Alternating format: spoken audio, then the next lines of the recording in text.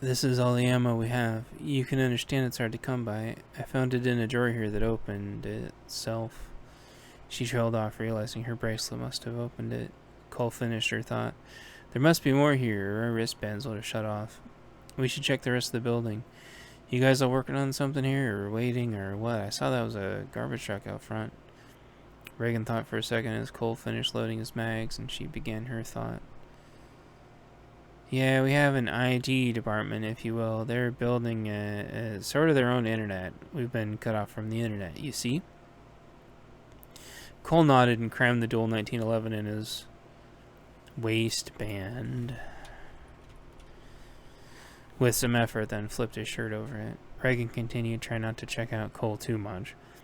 The garbage truck is out of fuel. We aren't too sure what to do about it. The cartels were going to try to break in with it, but that didn't work. And then it ran out of fuel, and that's that. And Cole thought for a second, that's that, huh? Reagan suddenly had that feeling like time was running out and decided to cut the history lesson short. Let me show you the new internet, huh? New internet, same as the old? Cole retorted like a smarty. Reagan huffed and took her doctor's smock off, revealing bulky cargo pants with armor plating and a dirty tank top that clung tight to her body. She dove into the closet for a second and got her big black bomber jacket out, throwing it on in one motion.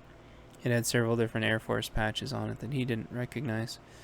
She seemed to follow his line of thinking as they walked out the door about how she was young and how this was way too much experience that she could have had.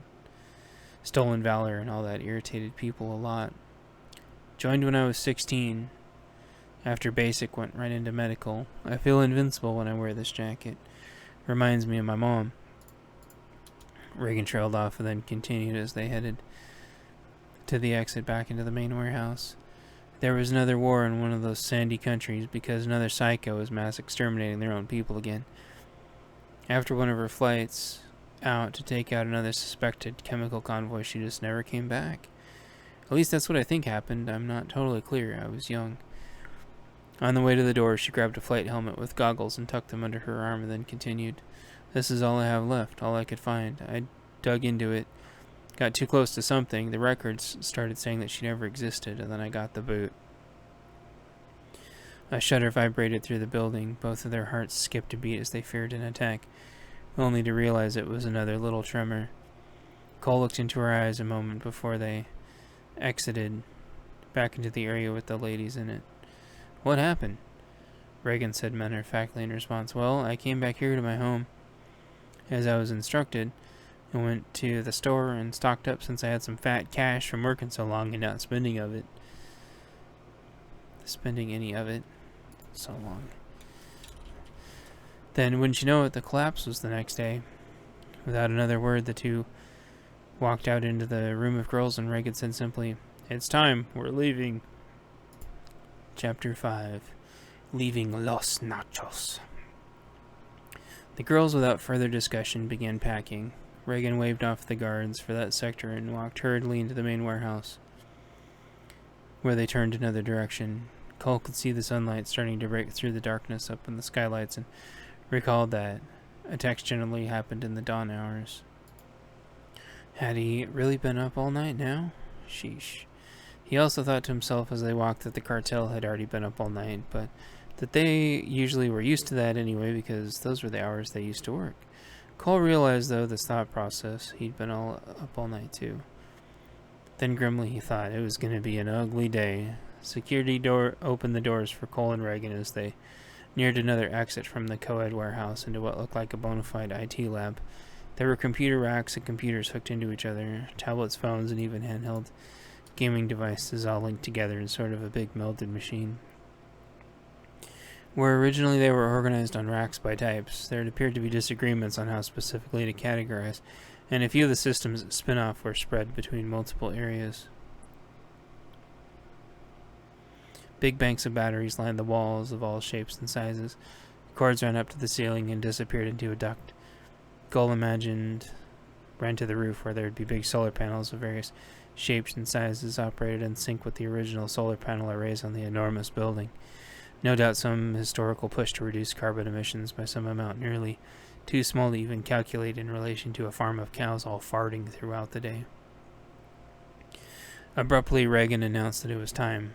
The core systems needed to be mobile in 30. Excuse me. All the IT kids looked at each other, both excited and afraid at the same time. The leader of this wing of the computer superstore nodded, assumed an authoritative tone, and started directing orders. After a few instructions, Reagan interrupted him and asked simply, "Is it ready?" He nodded. His t-shirt was an older man at a computer, smiling, but with pain and sadness in his eyes. The title simply said Harold. The kid was wearing the shirt, no older than 18, already looked like he'd seen more in 6 months than anyone was supposed to see in a lifetime. He smiled at Cole. Went back to work. The three walked past a window, looking into the center of the building. The girls from before that were in their own area had all put on deep red-colored clothes and entered the main body of the building, where the normal citizens were, if you could call them that. In the dim light of the center of the building, they were getting everyone ready. The guards took orders from them, now being bandaged up, and were taking perimeter positions. Cole, Reagan, and Harold passed the windows, and there was a futuristic red motorcycle. On it hung a helmet that looked like a jet fighter helmet. Reagan put it on, and a heads-up display appeared on her visor, loading every piece of information she could ever perceivably want. Harold tried to explain to anyone who would listen that the bike was feeding her the data with its multiple onboard computers and sensors, but she already tuned him out. Before Harold could finish any sort of thought, she jumped on, kicked the pedal, and revved the engine. Nobody so much as flinched, and she pointed at Cole. "You know what to do. See you on the other side." Cole nodded, and she zipped out a door that some techs barely got up in time and then shut it. In the distance, her motorcycle engine made a distinct noise that could be heard for miles through all the buildings in the otherwise quiet night. In that moment, Cole completely understood. Harold waited for his instructions. Cole remembered when he moved the heavy dumpster that it was in the way of the door. It smelled like food, sort of like grease. "Get me the guards. We have work to do." They got some plastic jugs and cut them into big scoops and scooped out the grease. They poured the jugs into 1-liter soda bottles they had to measure out. Cole directed someone to check in the supply closet for drain cleaners and check the labels and MSDS sheets to make sure it contained sodium hydroxide. He reminded them to not be confused by calcium hypochlorite, and he'd already lost them, so Cole wrote it down. Cole grabbed 2 more people and instructed them that he needed methanol. The garbage truck outside should have some antifreeze in it due to vehicles needing the substance in both extreme cold as well as heat.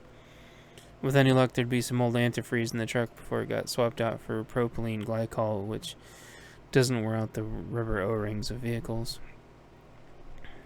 If they found a fuel additive with methyl alcohol in it, it would work as well, but he didn't want them searching far and wide for something they may not find.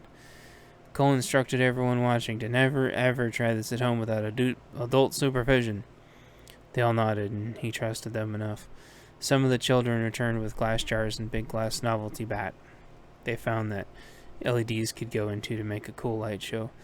One of them, who'd only started college for a chemistry degree, already realized what Cole was trying to do. What Cole was doing from a high school chemistry contest. He got Cole the biggest, heaviest rubber gloves he found from the break room kitchen. It was already getting warm as the sun dared to break the skyline, and another day starting at 70 degrees was on. It was going to be a hot day. Several more kids left to help secure the garbage truck, and others went to go secure it. Cole would have stopped them, but they were brave to a fault, and he hoped Reagan would be pulling the bad guys far away. Or drawing the bad guys far away. Drawing the bad guys. Harold stopped Cole for a second and put a mic in his ear and tucked a radio in his pocket. As Cole made sure the big, heavy rubber gloves were pulled up enough, he saw his wristband had stopped blinking, but he didn't have time to think about it. One by one, the kids all returned with what he asked right on time.